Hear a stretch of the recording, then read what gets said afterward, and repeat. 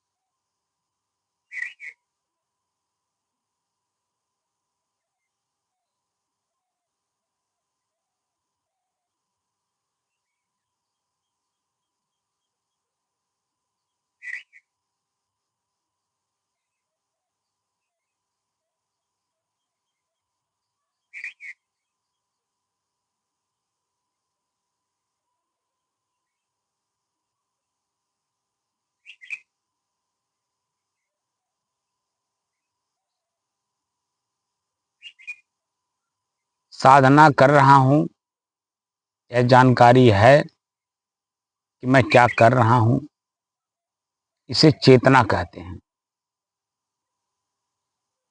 मैं कुछ कर रहा हूँ,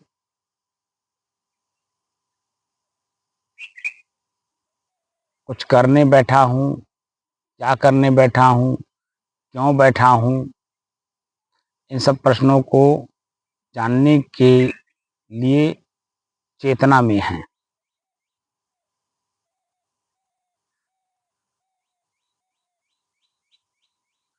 और चेतना में रहकर हम अपने श्वास को देख रहे हैं।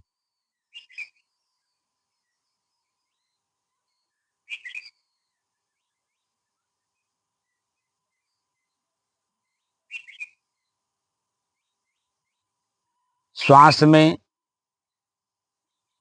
हवा जो प्रवेश हो रहा है, वह सब हवा सुबह का समय होने की वजह से हवा में शीतलता है।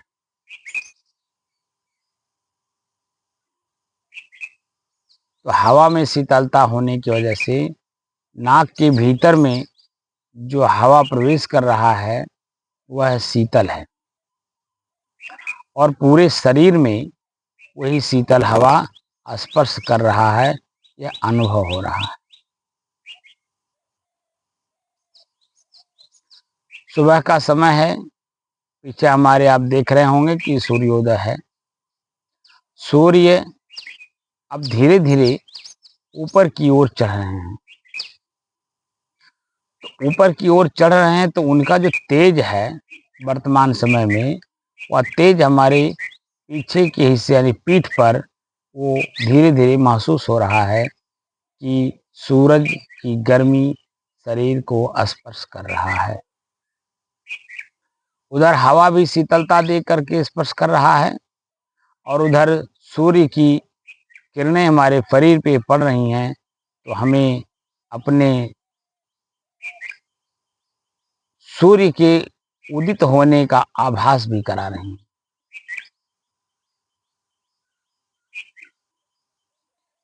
ये दोनों कौन आभास कर रहा है? क्या शरीर कर रहा है?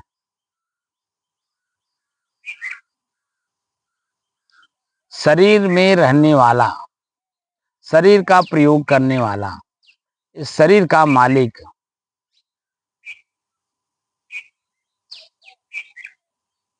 जो मैं है, वह इन सब का आभास कर रहा है शरीर के माध्यम से। माध्यम है शरीर।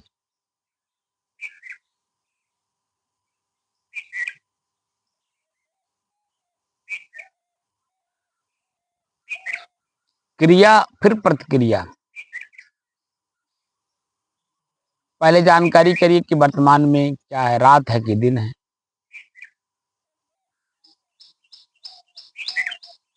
रात है तो कौन सा पहर है, दिन है तो कौन सा पहर है,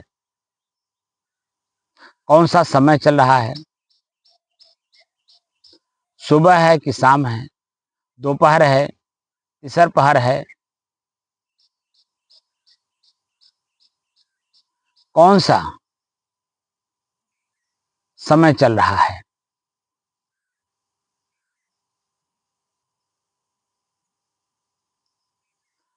तो उसको जानने के बाद जो मतलब प्रकृति में क्रिया हो रही है उसको कौन जान रहा है।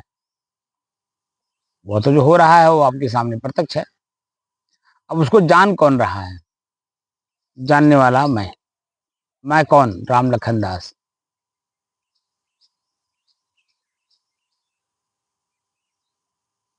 तो राम लखन दास क्या ये शरीर हैं जो जान रहे हैं, जिसके माध्यम से जान रहे हैं। राम लखन इस शरीर का नाम है। मेरा क्या नाम है, मेरा कोई नाम ही नहीं है।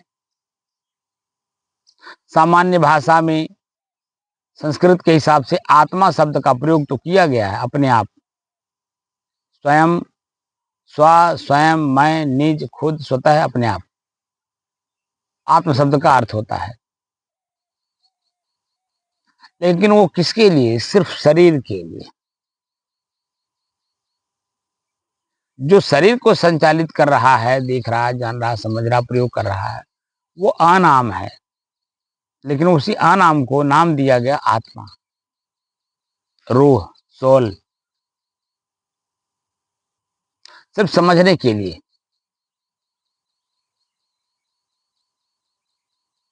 वस्तु पकड़ में आ जाए इसलिए। लेकिन जब वस्तु पकड़ में आ जाता है तब नाम भूल जाता है। तब वस्तु सिर्फ याद रहता है, इसका रूप क्या है, रंग क्या है, साइज क्या है, अन्य चीजें जुड़ने लगती हैं।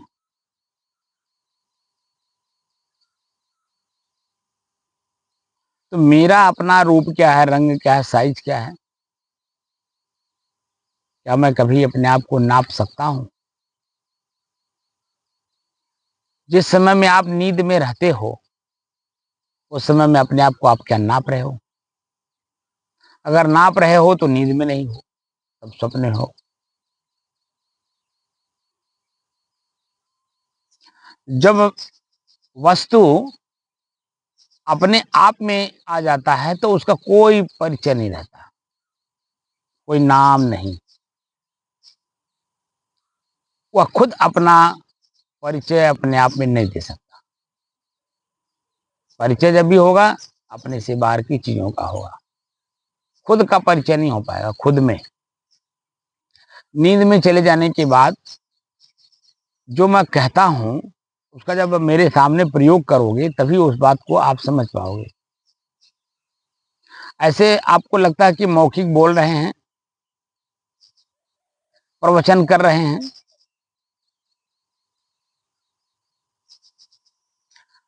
प्रवचन नहीं हो रहा है, ये खुद की अनुभूति हो रही है। और हम मोक्ष चाहते हैं सभी लोग। हम सभी लोग जो मोक्ष चाहते हैं उस मोक्ष को समझेंगे कैसे, जानेंगे कैसे और उसमें स्थिर होंगे कैसे। इधर संसार का भोग भी करें, उधर हम मोक्ष भी ले लें, दोनों काम कैसे संभव है। एक को त्याग किए बिना आपको एक का लाभ नहीं मिलेगा। आप अपने मोक्ष को त्यागोगे तो भौतिक संसाधनों का भरमार करोगे, क्योंकि दिन रात उसी के लिए बोलना है, सुनना है, करना है, कराना है, सारे काम। चलना भी है, इंतजार भी करना है। सभी काम को आपको करना है, तो कैसे करेंगे?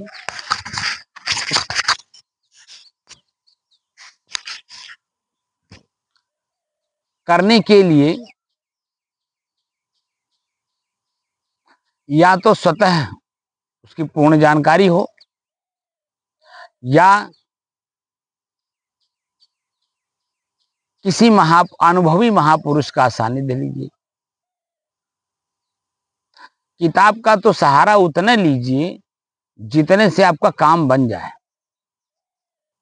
किताब का सहारा इतना मत लीजिए कि आपका बुद्धि निश्चय कर ले कि इसमें ये लिखा है और ये बता क्या रहे हैं। तो जो लिखा है आपका बुद्धि उसी में फिक्स हो जाएगी, और जो वर्तमान में अनुभूति कराने वाले लोग हैं वो नहीं करा पाएंगे, ना आप कर पाएंगे।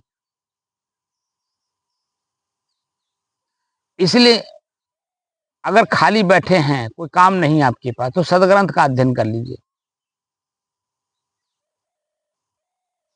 लेकिन उसको दिमाग में फिट न करिए, क्योंकि वह लेखक का अपना अनुभव है, और लेखक के अपने अनुभव को आप अनुभूति नहीं कर सकते, क्योंकि उसकी भावना कैसी है, उसका कर्म कैसा, उसकी संगत कैसी है, उसने अपने आंख से देखा क्या, उससे अपने कान से सुना क्या, अपने शरीर और इंद्रियों के द्वारा उसने भोग क्या भोगा, कहाँ भोगा, किस स्थान पे भोगा, किसके साथ भोगा, किस भाव में भोगा, आपको कुछ पता नहीं।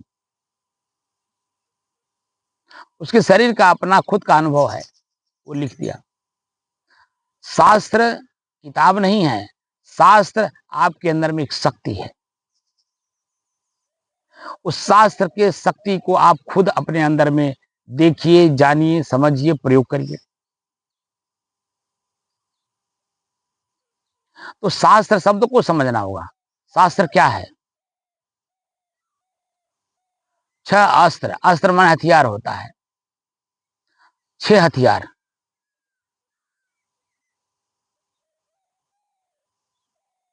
हथियार का मतलब आप जानते हैं, दुश्मन को मारने के लिए है। बाहर संसार में आप देख रहे होंगे कि बाहर के दुश्मन को मारने के लिए सुई से लेकर के और परमाणु बम तक है।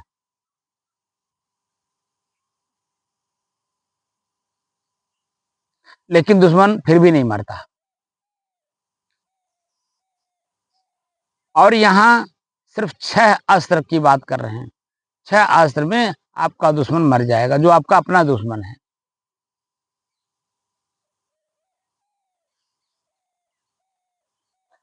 और आपका अपना पहले दुश्मन को समझिए, फिर उसको मारने का हथियार समझिए, और फिर खुद उसका प्रयोग करिए, और मरता है कि नहीं उसका अनुभव करिए। मेरा अपना ही दुश्मन मरता है कि नहीं, उसका आभास कैसे होगा, उसका अनुभव कैसे होगा? हम कैसे जाने कि मेरा दुश्मन मर गया? तो आपका दुश्मन आपका मन है, जिसे हम वासना कहते हैं। अपने ही मन रूपी वासना, वासना रूपी मन को मारने के लिए, या मन रूपी वासना को मारने के लिए हमें 6 हथियार की जरूरत है। और वो 6 हथियार क्या है? वो आप ही के पास है, भीतर में है, और भीतर से ही उसका प्रयोग भी करना है। बाहर इस हाथ से उसका प्रयोग नहीं हो पाएगा।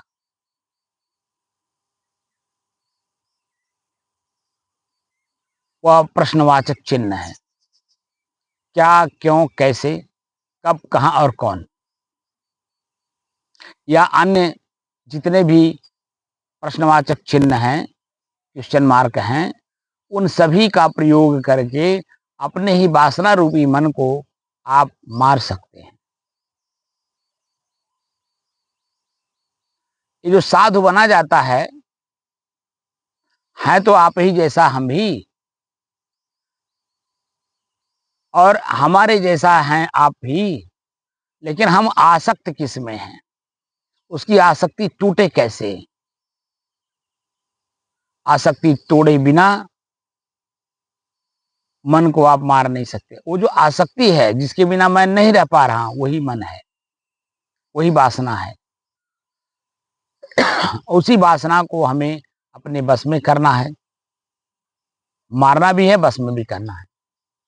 मारने का मतलब सदियों के लिए खत्म करना, बस में करने का मतलब है कि हम जो चीजें जान गए, समझ गए, देख लिए, उपभोग कर लिए, जैसे भोजन किए, भोजन बड़ा स्वादिष्ट था, खाने में बड़ा आनंद आया, हम खाते खाते खाते खाते पेट से ज्यादा खा लिए। जो पेट की थैली है, जितना हम आती है शरीर में, उससे ज्यादा ओवरलोड कर लिए, यानी गले तक खा लिए। अब क्या होगा? वो स्वाद, वो स्वादिष्ट भोजन जो जीभ को अच्छा लगा था, अब पूरे शरीर को कष्ट दे रहा है। उल्टी हो रही है, दस्त हो रहा है, शरीर अस्वस्थ हो रहा है, पीड़ादायक हो रहा है।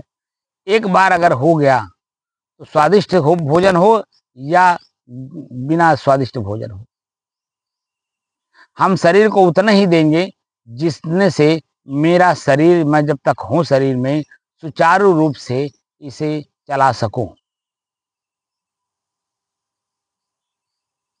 ऐसे ही बस में करने का मतलब हुआ कि मैं जब तक इस शरीर में हूं, हमारे शरीर और शरीर की इंद्रियां, या यूं कहें कि हमारे शरीर के कण कण जो जुड़े हुए हैं एक दूसरे से आपस में, इसमें जोश ना आने पाए, इसमें उत्तेजना ना आने पाए।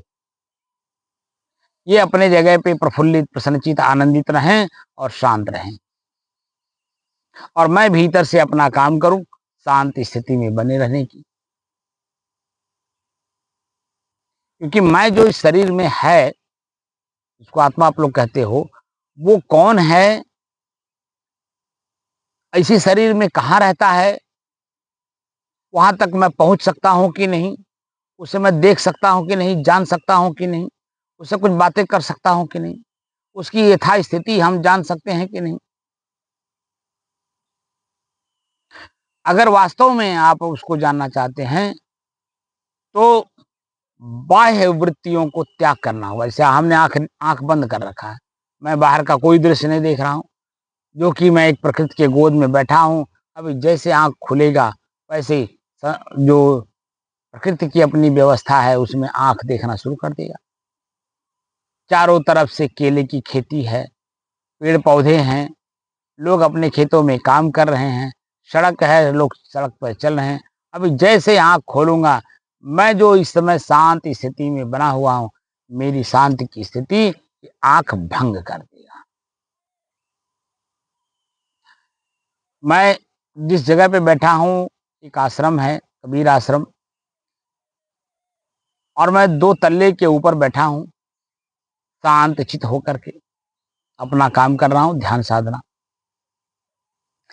इसी बिल्डिंग में नीचे मैंने आपको रात को दिखाया भी कि बरनाला पंजाब से आए हुए हमारे गुरु भाई स्वामी साज प्रकाश जी, और लाइब्रेरी नीचे है तो बच्चे भी पढ़ रहे हैं। रात में भी बच्चे यहाँ थे।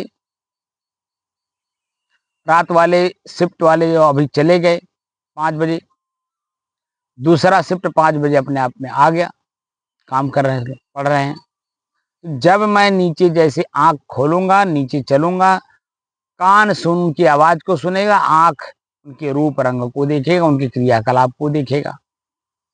तो मैं जो शांत स्थिति में बैठ करके आप लोगों को शांति का पाठ पढ़ा रहा हूँ, अभी मेरी ही स्थिति एकदम चंचल हो जाएगी। तो जो शांति स्थिति है वो भंग हो जाएगी। मैं जो अपने आप में स्थित होने की कोशिश कर रहा हूँ, अभ्यास कर रहा हूँ, वो अभ्यास टूट जाएगा। ये तो मेरी अपनी बात मैं बता रहा हूँ। आप लोग तो भी उसके बारे में ABCD पता नहीं जानते हैं कि नहीं जानते हैं। मैं इसके बारे में तो मैं जान नहीं सकता। मैं आज 35 सालों से इसी में लगा हुआ हूँ। दिन रात एक क्षण भी मैं अपने मन को फ्री नहीं छोड़ता हूँ। मैं रास्ता चलता हूँ, आँख का प्रयोग करता हूँ, तो आँख का प्रयोग करते समय मैं ध्यान देता हूँ कि मैं अपने आँख का प्रयोग कर रहा हूँ, हेडलाइट की तरह अंधेरे में चलने के लिए जो प्रकाश देता है। प्रकाश में ही सब कुछ दिखता है। तो मैं आँख खोला हूँ रास्ता को सुचारू रूप से चलने के लिए, न कि रास्ता ही मैं हूँ। वह तो मंजिल जाने के लिए जो मेरा लक्ष्य है, उस मंजिल तक जाने के लिए रास्ते का उपयोग किया जा रहा है, संसाधन का उपयोग किया जा रहा है। बाकी वह मैं नहीं हूँ और मैं वह नहीं हूँ, दोनों बात है। तो मैं जो हूँ वहाँ मुझे स्थित रहना चाहिए। मैं अपने आप में क्या हूँ आप लोगों को मैं बता चुका हूँ। मैं अपने आप में शुद्ध हूँ। मेरे इसी आँख से देखा हुआ कोई दृश्य मेरे तक नहीं पहुँच सकता। मैं शुद्ध हूँ, मेरे इसी कान से सुना हुआ कोई शब्द मेरे तक नहीं पहुँच सकता। मैं अपने आप में शुद्ध हूँ, मेरे इसी जीभ से लिया हुआ स्वाद या बेस्वाद मेरे अपने तक नहीं पहुँच सकता। लिंग जो हमारा स्पर्श विषय है, जो संसार का सबसे बड़ा सुख माना जाता है, वह स्पर्श करता है सिर्फ। वह स्पर्श जो अनुभूति होती है, गुदगुदी का, सुख का, आनंद का, वह मैं नहीं हूँ, वह मेरे तक नहीं पहुँच सकता।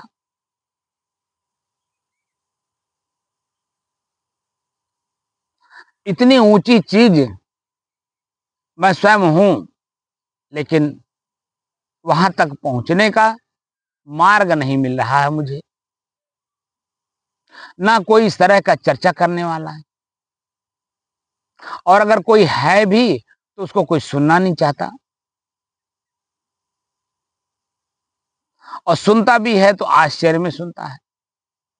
थोड़ी देर सुन करके उसके बाद बंद कर देता है, क्योंकि जिज्ञासा नहीं है, न जानने की, न समझने की, न देखने की, ना वहाँ पहुँचने की, यहाँ तक कि ना होने की। मैं वही हूँ उसको भी नहीं।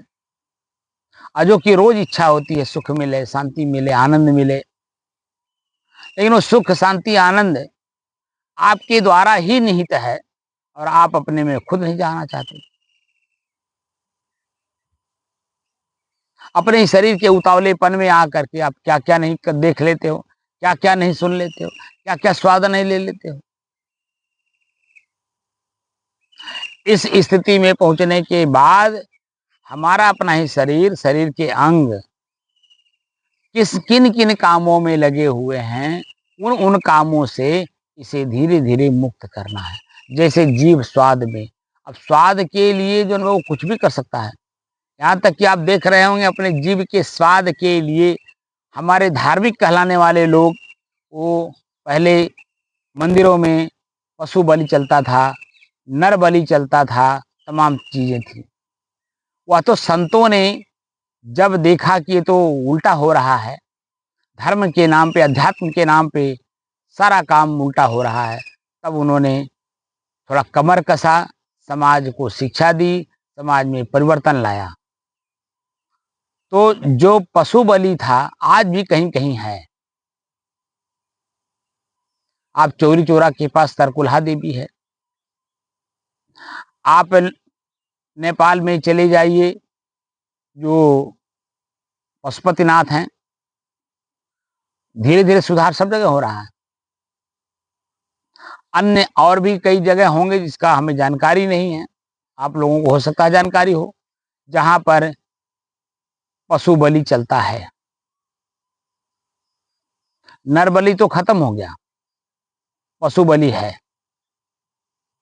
उसके बाद भी आप देखते होंगे बकरा काटते हैं, मुर्गा काटते हैं, मछली काटते हैं,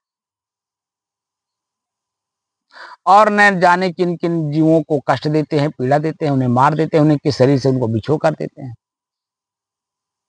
जोश में आकर के, स्वाद में आकर के। जो कि स्वाद उनके शरीर में नहीं है, मांस में नहीं है, स्वाद है मिर्च, मसाला, तेल में।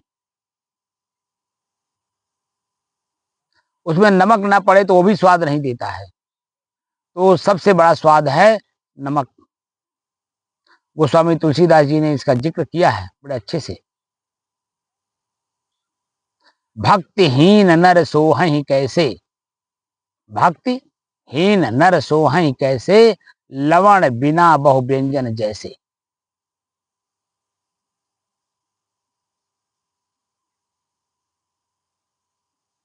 तो स्वाद ले ले करके हम अपने जीभ का दुरुपयोग कर दिए, शब्द बोल बोल करके हम अपने इस जीभ का दुरुपयोग कर दिए, और उसका परिणाम किसके ऊपर आया? मेरे ऊपर। मैं स्थिरता पूर्वक रहना चाहता हूँ, शांति पूर्वक रहना चाहता हूँ, क्योंकि मैं वही हूँ वही। लेकिन जो मैंने कर्म किया, वो कर्म मुझे शांत रहने नहीं देता है। हमारा ही शरीर, हमारे शरीर के पार्ट हैं, अंग जो है आँख, नाक, कान, हाथ, पैर, लिंग, जीभ, उसके बाद जो मन बन गया है, मन बार-बार ख्याल करता रहता है, चित्त बार-बार अनुसंधान करता रहता है, बुद्धि निश्चय करता रहता है और अहंकार से क्रिया होती रहती है। तो जब क्रिया होती रहेगी, स्वाद जीभ लेता ही रहेगा, स्वाद लिंग लेता ही रहेगा,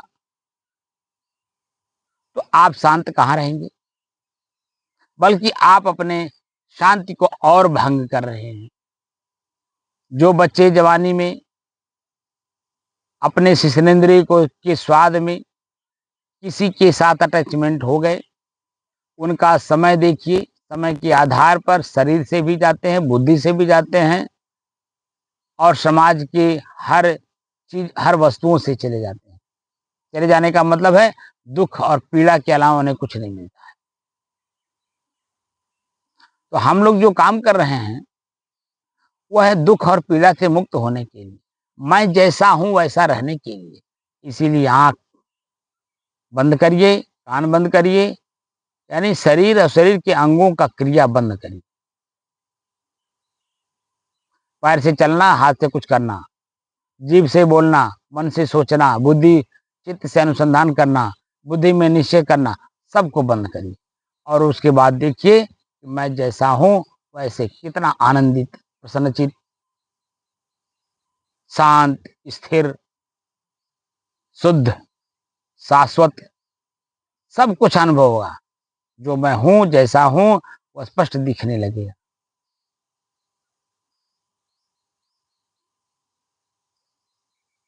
और हम चाहते ही हैं हम अपने आप को जानें। और मैं हूँ कौन? जब मैं अपने आप में रहूँगा, तो मैं अपने आप में क्या होऊँगा? प्रसन्न। प्रसन्नता ही हमारी अपनी थाती है।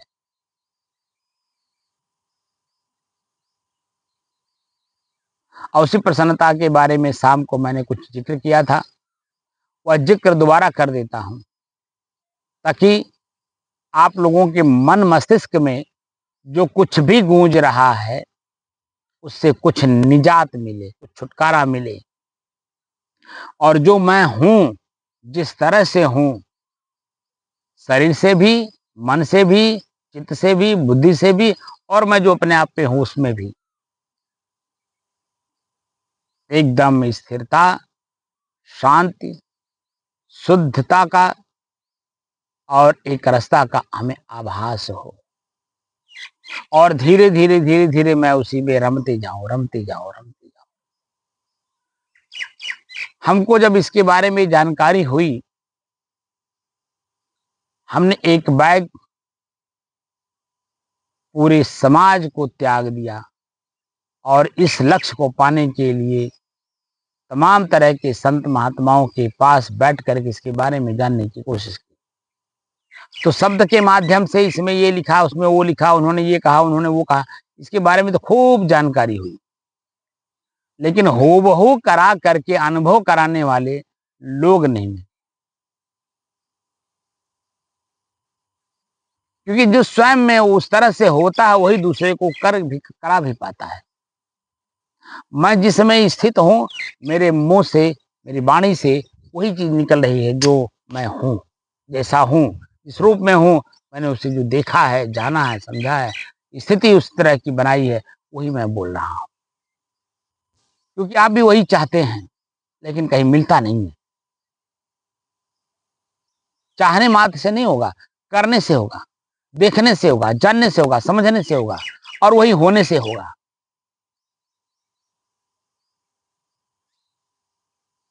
चाहना तो जितने भी जीव हैं सबके अंदर में है।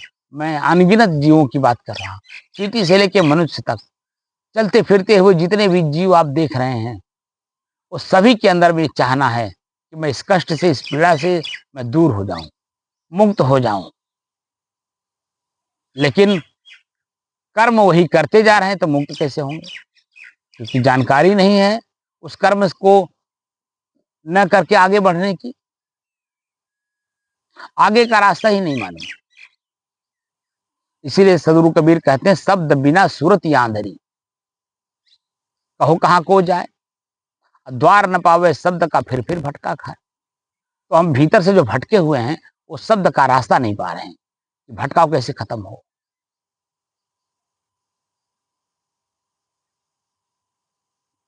मैं इसीलिए अकेले आज का जो टेक्नोलॉजी है उसका प्रयोग करके आप तक पहुंचने की कोशिश कर रहा हूं। भीड़ इकट्ठा करने की कोशिश नहीं कर रहा हूं, क्योंकि भीड़ में मुंडे मुंडे मतिर भिन्ने।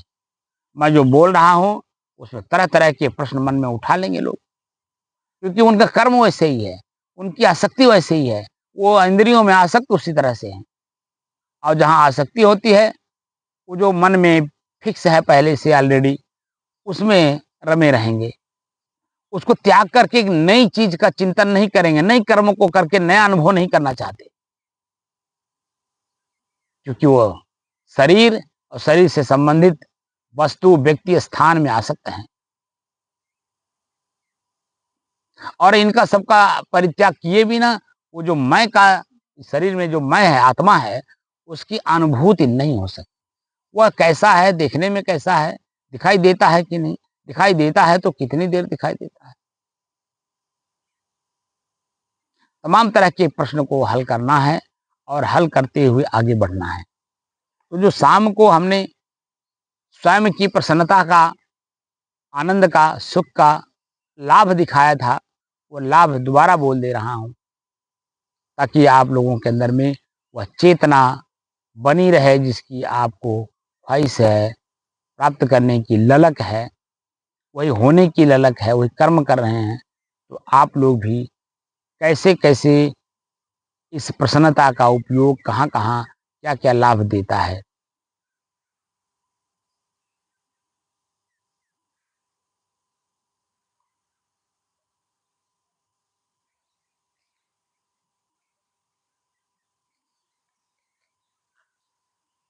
हमने लिखा है कि हंसना जरूरी है। क्यों जरूरी है? क्योंकि वो हंसना ही हम लोगों को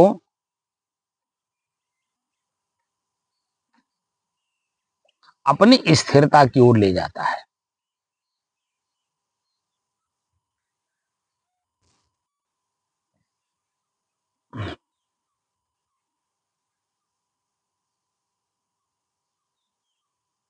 हंसने से, प्रसन्न रहने से, आनंदित रहने से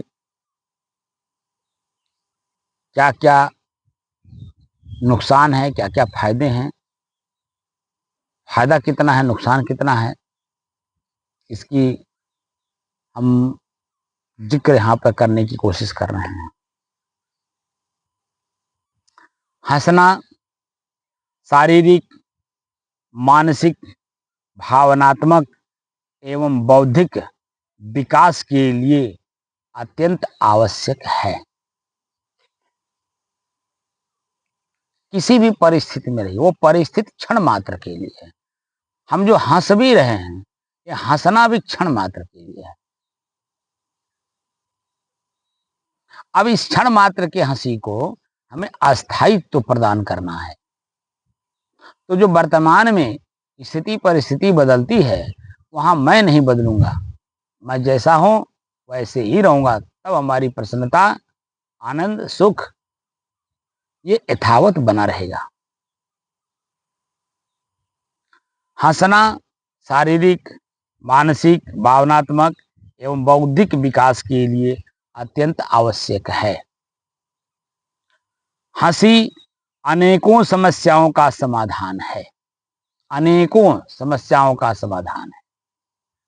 भीतर से आप शांत रहिए, बाहर जो कुछ भी हो रहा है वो आपकी अनुभूति के लिए क्षण मात्र का है, क्योंकि आप वह दृश्य नहीं हो, वह दृश्य प्रकृति का है। और प्रकृति का जो दृश्य होता है वो क्षण मात्र के लिए होता है, थोड़े समय के लिए, वो स्थिरता नहीं प्रदान करता है। आप इस पेड़ को देखिए पीछे हमारे, यह एक समय था कि जब ये पौधाकार हुआ होगा छोटा सा, फिर धीरे धीरे बढ़ा होगा, देखने में बड़ा सुंदर लगता रहा होगा। आज ये 50 साल का पेड़ है, 50 से ऊपर भी हो सकता है। धीरे धीरे आप इस पेड़ को देख रहे होंगे, टहनियां इसमें सूख रही हैं। आप जूम करके इसको देख सकते हैं। देखिए, सारी टहनियां सूख रही हैं और धीरे धीरे ये 2 साल 3 साल में एकदम बिल्कुल ही नहीं दिखाई देगा कि यहाँ कभी इस तरह का कोई पेड़ भी था। और यह पेड़ जो आम का है, ये आम कच्चे ही खाने में मीठा लगता है। आम बचता ही नहीं है कि पका करके इसको खाया जाए या इसका अचार अचार डाला जाए या और कोई किसी काम में लिया जाए। यह तो जैसे ही फल बड़ा होता है, धीरे धीरे धीरे बच्चे इसको तोड़ तोड़ के खाने लगते हैं। इतना मीठा होता है कच्चे में ही। और इस पेड़ की जो स्थिति है, आज आप देख रहे होंगे, धीरे धीरे धीरे धीरे ये नष्ट होता चला जाता है। कुछ चीजें होती है क्षण मात्र में, जैसे पानी का बुल्ला है, क्षण मात्र में बनता है, क्षण मात्र में ही नष्ट हो जाता है। उसके अलावा आप बड़े बड़े पहाड़, पेड़, स्थान देखेंगे तो धीरे धीरे, अभी जैसे बरसात चल रहा है, बाढ़ आई हुई है, अभी बिहार में कोई एक गांव पूरा जो है, हंसता खेलता हुआ गांव, पूरा गांव गंगा में समा गया। अभी 4-5 दिन की बात है, आप उसको समाचार में सुने भी होंगे। पूरा गांव का गांव पूरा उसी में समा जा रहा है। और जो नदी के किनारे गांव हैं, एक एक साल में कम से कम 10-10 घर उसी गंगा में बहता चला जा रहा है। खेतें, जो खेत होते हैं, उसको उठा करके वहां नदी बना देता है। दूसरे जगह इधर का मट्टी ले आके दूसरे जगह पाट देता है, दूसरे जगह का मट्टी यहाँ लाके डाल देता है। ये प्रकृति का अपना परिवर्तन है। उस परिवर्तन में वो अपना परिवर्तित होता रहता है। लेकिन उस परिवर्तन में वो एक ऐसी वस्तु है जो कभी परिवर्तित नहीं होता है। वो क्या है जिसे आप ढूंढना चाहते हो, समझना चाहते हो, उसी में स्थित होना चाहते हो। मोक्ष का मतलब क्या होता है? सदैव के लिए उसी वस्तु में जो स्थिर है, उसमें जब मैं हो जाऊंगा तो मैं इस शरीर से और शरीर के संबंध से जो कुछ भी मैं भीतर में आसक्त कर रखा हूं, उससे सबसे मुक्ति मिल जाएगी। कोई दुख पीड़ा नहीं होगा, क्योंकि शरीर में ही सब कुछ है, शरीर से ही सब कुछ उत्पन्न हो रहा है। और इस शरीर से हमें मुक्त होकर के अपने स्वयं के स्थिति में जाना है। जो मैं हूँ, जो मैं हूँ वही वास्तव में सनातन है, सदैव रहने वाला है, उसमें कोई परिवर्तन नहीं। आप जरा मन शांत करके 5 साल से लेकर के अब तक पढ़िए, आपके शरीर को, अपने शरीर को पढ़िए। शरीर में आप देखेंगे कि कितनी बार परिवर्तन हो गया। उम्र कितनी है वर्तमान में, उस उम्र के हिसाब से आप देखेंगे कि आपके शरीर में परिवर्तन कितना हुआ। लेकिन क्या मैं भी परिवर्तित हुआ? प्रश्न करिए। तो मैं परिवर्तित नहीं हुआ। इस आंख से देखा हुआ दृश्य, माता पिता भाई बंधु सब परिवर्तित हो गए। कोई मर गया, कोई बूढ़ा हो गया, कोई जर्जर हो गया, कोई चल नहीं पा रहा है, कोई चारपाई पे पड़ा हुआ है, लकवा मार दिया, उठ नहीं पा रहा है। तमाम तरह के दृश्य को आप अपने आंख से देखते हैं, कान से अपने शब्द को सुनते हैं, तो सब कुछ परिवर्तित हो जाता है। लेकिन क्या आंख का प्रयोग करने वाला, क्या कान का प्रयोग करने वाला, जो मैं स्वयं हूं, क्या मैं भी परिवर्तित हो जाता हूं? नहीं।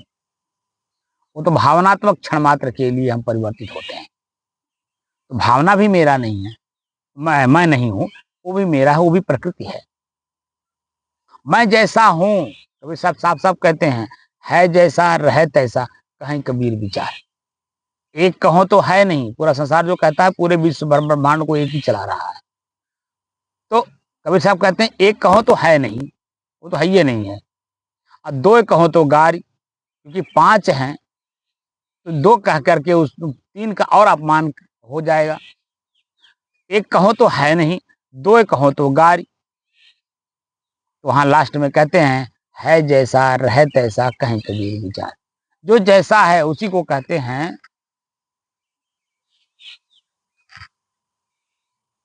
तत्वदर्शी। 5 तत्व हैं। पांचों तत्वों के बारे में जब आप जानकारी करना शुरू करेंगे एक एक करके, और उनको जानते हुए अंत में जा करके प्रश्न करिए अपने आप से, क्या मैं यही तत्व हूं? तो देखेंगे नहीं। तो 5 तत्व जैसे अपने आप में ठोस हैं, स्थिर हैं, सनातन हैं, सदैव रहने वाले हैं, उनसे उत्पन्न होने वाली जो क्रियाएं हैं वो परिवर्तित हैं। जैसे मिट्टी अपने आप में एकदम शुद्ध है, शांत है, स्थिर है, एकरस है, सदैव रहने वाली है। लेकिन उसी में जब मट्टी में पानी मिल गया, आग मिल गया, हवा मिल गया, आकाश मिल गया, तो वही मिट्टी परिवर्तित दिखता है। जैसे अब पेड़ जो पीछे देख रहे हैं, पेड़ ये मिट्टी का ही तो है अंश। अब इसमें हरा भरा जो है वो पानी का अंश है। जो ग्रोथ कर रहा है तो ग्रोथ ऊपर की तरफ जब कर चलेगा तो अग्नि तत्व है, क्योंकि अग्नि तत्व ऊपर चलती है। उसमें जो आप हिलना देख रहे हैं वो वायु तत्व है, उसको हिला रही है। तो पांचों तत्व उसी में हैं जो ग्रोथ करके दिख रहा है, लेकिन जो उसका मूल तत्व है मिट्टी वो दिखाई नहीं दे रहा है, उसका परिवर्तित रूप दिख रहा है। तो मिट्टी अपने आप में शुद्ध है। ये 4 और जब किसी में मिल जाते हैं तो वह वहां पर दिखाई देने लगते हैं। उसी तरह से मैं स्वयं भी एक तत्व हूं। अब मेरे में कोई चंचलता नहीं, कोई परिवर्तन नहीं, किसी प्रकार का सुख दुख नहीं। मैं जैसा हूं वैसे ही रहूं, इसीलिए हम मोक्ष चाहते हैं। और मैं जब अपने आप में स्थिर कर ले जाता हूं, आपने कई बार देखा है, ऐसे लगता है जैसे नींद में हो। अरे नींद में तभी हम आएंगे जो हमारी चेतना खत्म हो जाएगी। चेतना में जब तक आप रहेंगे तब तक आपको नींद आ सकती क्या? आप इसका भरपूर अनुभव करते होंगे, प्रतिदिन करते होंगे। नींद अवस्था में आपको अपने शरीर का ज्ञान नहीं रहता। ज्ञान का मतलब चेतना। मैं किस अवस्था में हूँ, मेरा शरीर किस अवस्था में, मेरे शरीर की इंद्रियां किस अवस्था में है, कुछ नहीं पता है। मेरे शरीर के साथ कौन छेड़खानी कर रहा है, कौन उठा करके कहाँ हमको ले जा रहा है, कुछ पता नहीं चलता है। जो तत्व है वो अपने आप में है, और अपने आप में सिर्फ स्थिर, शांत, शुद्ध, एक रस के अलावा कुछ दिखाई नहीं देता। बस वो जैसा है वैसे ही रहेगा। बाकी जो मिलावट है, मैं बोल रहा हूँ मिलावट में बोल रहा हूँ। चेतना में हूँ तो चेतना अग्नि तत्व है। अब आप देख रहे होंगे सूरज धीरे धीरे ऊपर चढ़ रहा है, इसकी रोशनी तेज हो रही है। मेरे यहाँ पे अब वह जलन धीरे धीरे शुरू कर रहा है। हवा चल रहा है, पीछे आप वृक्ष देख रहे होंगे, पौधे अरे पत्ते हिल रहे हैं, तो हवा चल रहा है। लेकिन वो हवा अब कमजोर पड़ रहा है सूरज की रोशनी पे। अब मेरे यहाँ गाल पे अब तेज धूप लगना शुरू हो गया। बोल रहा हूँ, परिवर्तित हो रहा हूँ, वायु तत्व है। शरीर मेरा जो स्थूल दिख रहा है वो पूरा पंच तत्व है। इस शरीर में मैं हूँ ये आपको नहीं दिखेगा, क्योंकि इस आंख से वो दिखेगा नहीं। वो तो अनुभूति का विषय है। इसको बंद करने से, कान को बंद करने से, हर चीज को बंद करने से फिर अपने आप का आभास होता है, मैं वास्तव में कौन हूं। तो हंसना कितना लाभदायक है इसके बारे में थोड़ा सा जिक्र कर देता हूं, क्योंकि आप लोग जो जिंदगी जी रहे हैं वह जिंदगी कैसी है खुद अनुभव कर रहे हों। कभी कभी हम संतों का जिंदगी थोड़ा सा जी करके देखो, थोड़ा सा, फिर देखो जिंदगी का कितना बड़ा लाभ आपको मिलेगा। आप उसका वर्णन शब्दों में नहीं कर सकते, क्योंकि मैं खुद भी जब आप लोगों जैसा था तो मैं समझता था कि मैं जैसा हूँ ऐसे ही सारा संसार है। लेकिन जब मैं अपने आप को परिवर्तित किया संतों के सानिध्य में आकर के, तो मैं आज अनुभव कर रहा हूँ, जो पहले अनुभूति कर रहा था वह में उसमें और आज में कितना अंतर है। मैं आज अपने बराबर के जो हमारे लोग हैं, मित्र लोग हैं, गांव के लोग हैं, परिवार के लोग हैं, समाज के लोग हैं, जो मेरे बराबर के हैं, तो मैं आज अपने आप को तुलना करता हूं कि वो लोग शादी कर लिए, बच्चे पैदा कर लिए, घर मकान बना लिए, सब कुछ संपन्न हो गए, तो क्या वो भीतर से भी संपन्न है? तो भीतर से जब मैं झांकता हूँ, से बातचीत करता हूँ, तो देखता हूँ उनसे बड़ा दुखी कोई है ही नहीं। हो सकता अभी हो, लेकिन मैं जब संतों का सानिध्य प्राप्त किया और अपने आप को उस चीज से अपने आप को बदलने की कोशिश की, तो आज मैं कहाँ हूँ, मैं इस बात को समझ रहा हूँ। इसलिए मैं कह रहा हूँ कि थोड़ा संतों का सानिध्य करो, संतों के बताए हुए रास्ते पे चलने का प्रयास करो। देखो, अगर ना आपके जीवन में खुशहाली आए, प्रसन्नता आए तो कहिए, लेकिन भाई काम तो करना पड़ेगा, दिन-रात करना पड़ेगा। जिस तरह से आप भौतिकता को प्राप्त करने के लिए दिन-रात मेहनत करते हो, उसी पत्नी को आप अपना बनाए रखने के लिए दिन-रात उसकी बात को मानते हो, और अंत में भी वह आपकी नहीं होती है। चाहे वो आपके सामने ही मर जाए, चाहे आपके सामने छोड़ के चली जाए, चाहे आपको कष्ट सामने होते हुए भी। आजकल मैं देख रहा हूँ कि पति-पत्नी जब वृद्धावस्था को प्राप्त हो रहे हैं, बच्चे 2 हैं, 4 हैं, 6 हैं, जो भी हैं, एक बे माँ जो है एक पुत्र के पास, एक पिता जन्मे एक पुत्र के पास। अब वहीं पे जन्मे आप दोनों में आपस में देखिए वैमनस्यता, वैमनस्यता हो गई। एक पुत्र आपको वहाँ ले गया, आपको मिलने नहीं दे रहा, एक पुत्र आपकी पत्नी को ले गया, आपको उसे मिलने नहीं दे रहा। या आपके अंदर में खुद भी ऐसी भावना जाग गई, उसको आप देखना नहीं चाहते, या वो उसके अंदर में ऐसी भावना जाग गई कि वो आपको देखना नहीं चाहते। तमाम चीज़ें क्यों परिवर्तित है, सृष्टि का नियम है, प्रकृति में है, तो सब परिवर्तित होता रहेगा। लेकिन क्या आप अपने आप से कभी अलग हो सकते हैं? परिवर्तित हो सकते हैं? कभी नहीं। इसीलिए ये जो वाक्य हम लोग कहते हैं, इसमें बड़ी गहराई है, और गहराई में जाने के लिए गहरे संत के पास बैठना होगा। मैं जब चर्चा करने लगता हूँ, लोग भागने लगते हैं, मेरी बात को सुनना ही नहीं पसंद करते। क्यों? क्योंकि इस तरह की चर्चा कभी उन्होंने सुना ही नहीं। जो उपनिषद में ज़िक्र है कि आपकी बात को तो वो लोग आश्चर्य में सुनेंगे। वो शरीर को ही मेहमान रखे हैं। मैं ऐसा करता हूँ, मैं वैसा करता हूँ, मैं ये कर लिया, मैं वो कर लिया। कल अभी एक सज्जन आए, वो अपनी व्याख्या करने लगे, अपनी बड़ाई खूब कर किए, और फिर जाते-जाते कह रहे हैं, क्या बताऊँ, परिवार में बड़ा विघटन है, बड़ा कष्ट है। तो किस बात का आपने भवकाल बनाया भाई? कष्ट पीड़ा तो वही लेके घूम रहे हो, और संत के सानिध्य में आने के बाद भी संत वाली बात, संत के सामने आपने वही भवकाल बना रहे हो। संत तो सारे भवकाल को जानते हैं, छोड़ के आए हैं। बड़े-बड़े राजा महाराजा राजपाट त्याग करके संन्यास लेते थे, मालूम है आपको? क्यों? क्योंकि अगर राजपाट में सुख होता तो राजपाट क्यों त्यागते? अब तो कुछ भी नहीं, आपके पास तो 10 बीघा खेती भी नहीं होगी। आपके पास अपने परिवार के अलावा 2-4 नौकर नहीं होंगे, आपके पास गाड़ी नहीं होगी, आपके हर इच्छा पूरा करने के लिए संसाधन नहीं होगा। राजा महाराजा के पास तो सब कुछ उपलब्ध था, वह क्यों छोड़ देते थे? क्योंकि वह अपने आप को खोजते थे कि आखिर क्या, उसी वस्तु में वो खोजते थे, उसी राजशाही में खोजते थे, क्या मैं इसमें संतुष्ट रह सकता हूँ? ये कितने दिन के लिए है? क्षण मात्र के लिए, शरीर तक सीमित है, शरीर के बाद नहीं रहेगा। और इसी शरीर में रहते-रहते भी जन्म सद्दाम हुसैन जैसे लोग कितना कष्ट से मरे, उनकी फांसी हुई। तमाम तरह की चीज़ें इसी शरीर में रहते-रहते दिखाई देता है परिवर्तन। इसीलिए ऐसी चीज़ को प्राप्त करिए जो कभी आपसे अलग ना हो। ऐसी चीज़ को प्राप्त ना करिए जो आज ही आपसे अलग है। आप कार ले आइए, आपके मन में शंका हो, दिन-रात आपको भय सताएगा, कौनो खरोच ना मार दे, कहीं पेट्रोल खत्म ना हो जाए, कहीं इसकी जो आजकल इलेक्ट्रॉनिक इलेक्ट्रॉनिक जो इसकी इंजन है, वो कहीं सीज ना हो जाए।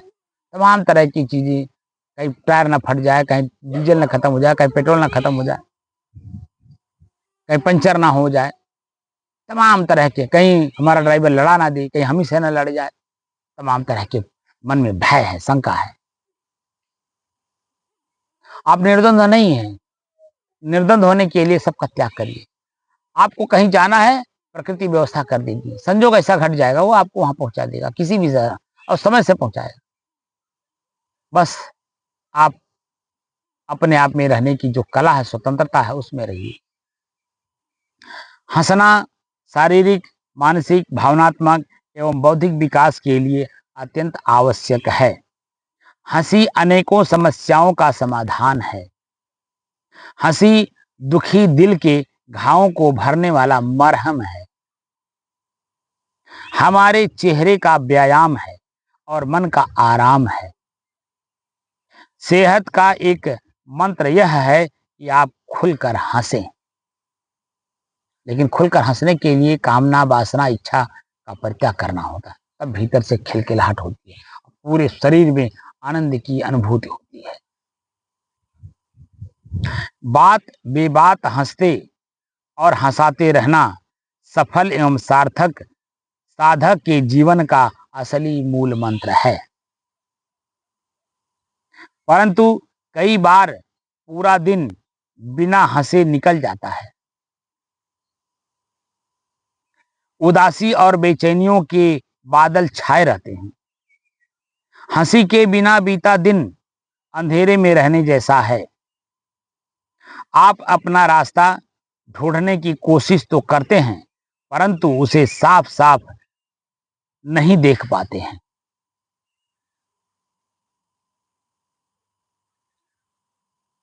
हंसना एक ऐसा सकारात्मक भाव है जो व्यक्ति के न केवल आंतरिक बल्कि बाहरी स्वरूप को भी समृद्धशाली एवं प्रभावी बनाता है।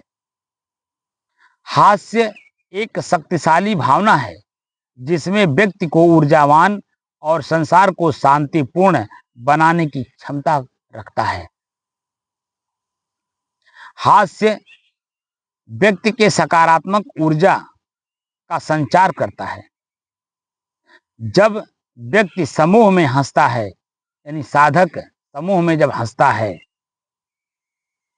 तो उसकी हंसी से सकारात्मक ऊर्जा संपूर्ण परिवेश में व्याप्त हो जाते हैं। आज के इस अशांत, चिंतित एवं तनावपूर्ण परिवेश में व्यक्ति, मनुष्य, साधक अपनी मुस्कुराहट एवं हंसी को भूलता चला जा रहा है। फलस्वरूप उच्च रक्तचाप, शुगर, माइग्रेन, हिस्टीरिया, पागलपन, अवसाद आदि को निमंत्रण दे रहा है।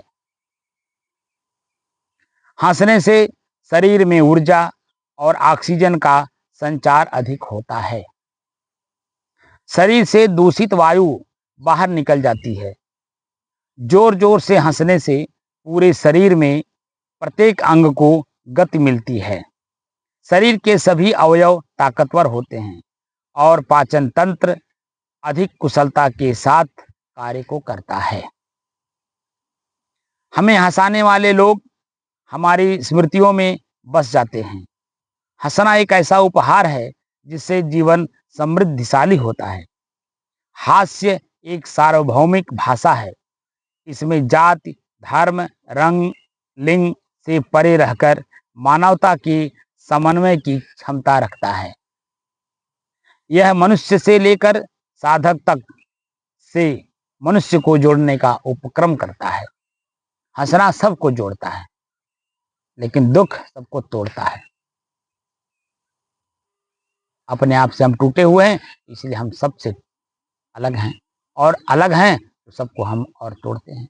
इसलिए हम अपने आप को अपने आप में समाहित करें ताकि हमारी प्रसन्नता पूरे जीवन जैसा है वैसा यथावत बना रहे। साहिब बंदे।